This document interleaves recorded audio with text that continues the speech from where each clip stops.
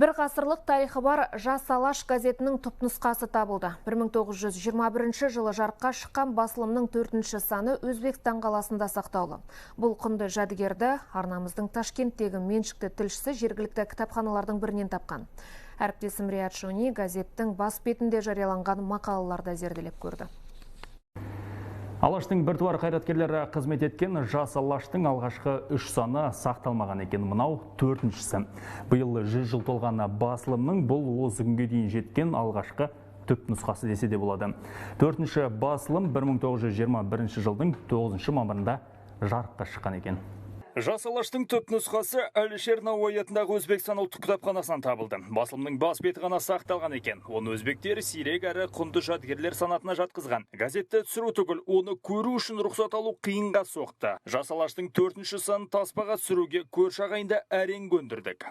«Жас алаш» газетасы хам. Бізде «Жас алаш» газетінің бір беті ғана сақталған. Қайдан келгені, кітапханаға кім әкелгені белгісіз.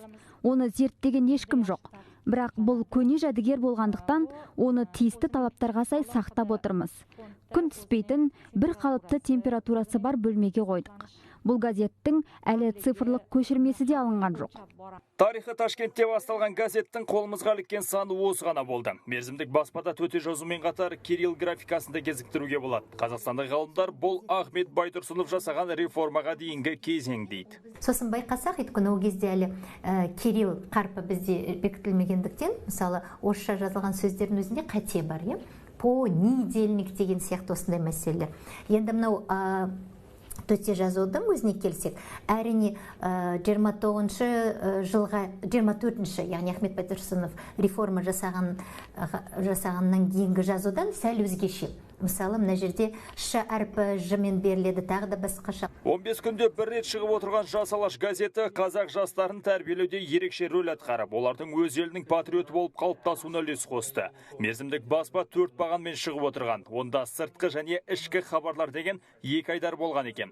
Қолымызға түскен түпнұсқада Ғали Жан деген автордың жастарға арнаған мақаласы басып шығарылған. Қазақ-қырғыз шәкірттеріне деген мақалада не айтқысы келді?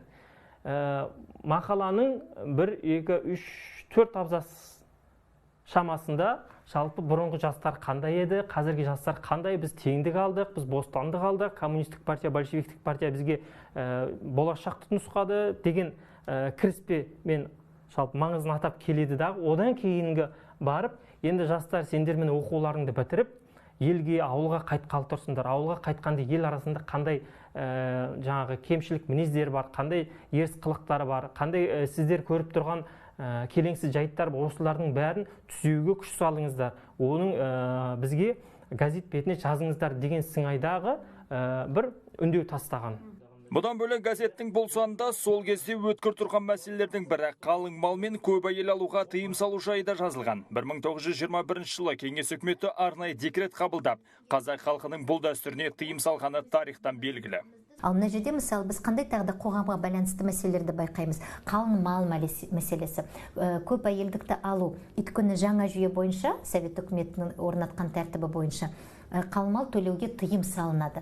Осы мәселенің бәрі көтеріледі. Сонда осы жерде мақала авторлары проблеманы қозғап, сұрақ қояды. Ал бұл біздің ата-бабамыздан келе жатқан заң, біз одан қалай бас тартамыз, бұл дұрыс па екен деп. Әрине біз енді жаңа үкімет орнағаннан кейін бағынуымыз керек, бірақ ол қаншалықты дұрыс па? Өйткені «Жас алаш» газетіне тән бір сипаттардың бірі ол батылдылық және турашылдық. «Жас алаш» газеті жастар арасында кеңес үкіметінің идеологиясын насихаттауға бағытталса да, ақпаратты барынша объективті беруімен және мәселелерді терең сараптауымен де танымал болды. Өзбекстанның кітапханасында жатқан қазақ басылымының беті жыртылуға шақ қалды. Бір өкініштісі, осы күнге дейін сақталып келген түпнұсқаның цифрлық көшірмесі жасалмапты.